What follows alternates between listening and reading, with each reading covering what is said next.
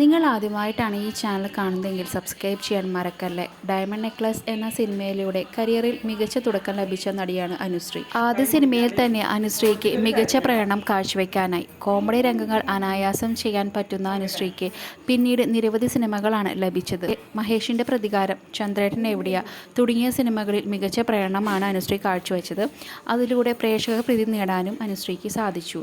അടുത്ത കാലത്തായി സിനിമാ രംഗത്ത് പഴയതുപോലെ അനുശ്രീയെ കാണാറില്ല. മികച്ച കഥാപാത്രങ്ങൾക്കായിട്ട് താരം കാത്തിരിക്കുകയാണെന്നാണ് ഇൻ്റർവ്യൂവിൽ പറഞ്ഞത്. അനുശ്രീ കൂടുതലായിട്ട് ചെയ്തിട്ടുള്ളത് നാട്ടിൻപുറത്തെ കഥാപാത്രങ്ങളാണ്. അതുകൊണ്ട് തന്നെ പ്രേക്ഷകർക്കും സ്വന്തം വീട്ടിലെ കുട്ടി എന്ന രീതിയിലാണ് അനുശ്രീയെ കാണാറുള്ളത്.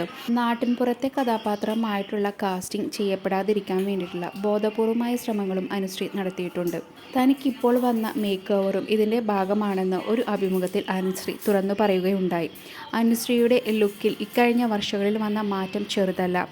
നടി മുമ്പത്തേക്കാളും സുന്ദരിയായെന്നും ഫാഷനിൽ കൂടുതൽ കോൺസെൻട്രേറ്റ് ചെയ്യുന്നുണ്ടെന്നുമാണ് സോഷ്യൽ മീഡിയയിൽ വരുന്ന കമൻറ്റുകൾ. അനുശ്രീയെക്കുറിച്ച് ഒരു കോസ്മെറ്റോളജിസ്റ്റ് പങ്കുവച്ച വീഡിയോയാണ് സോഷ്യൽ മീഡിയയിൽ ഇപ്പോൾ ശ്രദ്ധ നേടുന്നത്. ഷിഗ എന്ന കോസ്മെറ്റോളജിസ്റ്റാണ് അനുശ്രീയുടെ ട്രാൻസ്ഫോർമേഷൻ വീഡിയോ സോഷ്യൽ മീഡിയയിൽ പങ്കുവച്ചത്. അനുശ്രീ പ്ലാസ്റ്റിക് സർജറികളൊന്നും ചെയ്തതായിട്ട് തോന്നുന്നില്ല. സ്കിൻ കെയർ, ഗ്രൂമിംഗ് തുടങ്ങിയവയാണ് ഈ ട്രാൻസ്ഫോർമേഷന് പ്രധാന കാരണമെന്നും ഇവർ വീഡിയോയ്ക്കൊപ്പം കുറിക്കുന്നു. പോസ്റ്റിന് താഴെ നിരവധി കമൻറ്റുകളാണ് വന്നിരിക്കുന്നത്. അനുശ്രീ വെളുക്കാൻ വേണ്ടി ഗ്ലൂട്ടാത്തയോൺ കുത്തിവയ്പ്പ് നടത്തിയിട്ടുണ്ടെന്നാണ് ഭൂരിഭാഗം കമൻറ്റുകളും.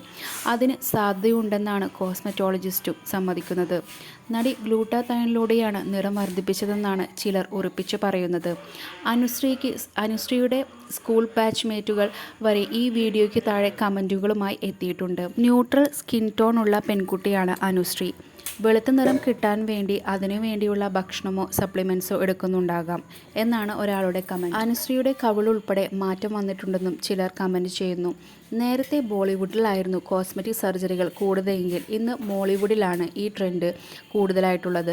നടി മഹിമ, സംയുക്ത, ഹണി റോസ് തുടങ്ങിയ നടിമാർക്ക് മുഖത്ത് വന്ന മാറ്റത്തെക്കുറിച്ചും ചിലർ പറയുന്നുണ്ട്.